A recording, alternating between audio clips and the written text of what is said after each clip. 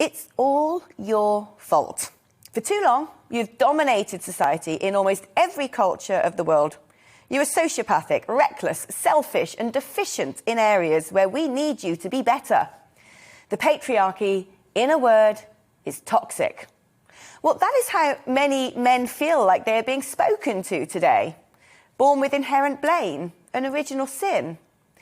When the tragic circumstances of Sarah Everard's murder hit the headlines, there were even calls for a curfew on men, somehow lumping 50% of the population into the same category as one psychopathic and deeply evil monster. How do we want men to react to this? What can they do? Confusion is understandable. On one hand, men are being told that their toxic masculinity is the root cause of all harm, while on the other hand, being encouraged not to be too metrosexual or soy, yet neither too gruff nor Neanderthal, expected to be the perfect father, a high achiever, able to reach the top shelf and carry the furniture, grow a good beard, measure over 6 foot tall, and all the while be a true gentleman, giving up his seat for a woman.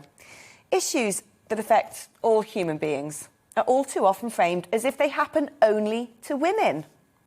Body image and objectification, rape, depression, single parenting, domestic violence and safety on the street.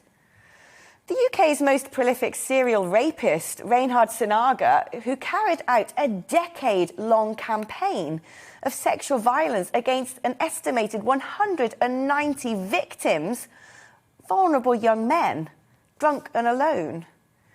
Perhaps the reason he was able to continue his sick violations for so long was because men find it more difficult to admit to being a victim due to pressures of perceived masculinity and the associated stigma of rape.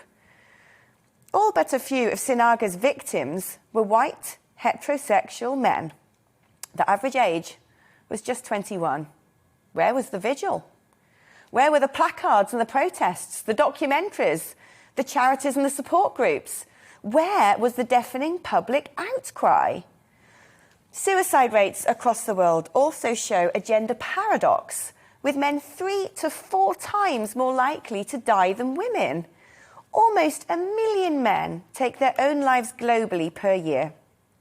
In Britain, suicide is the single biggest killer of men under 45.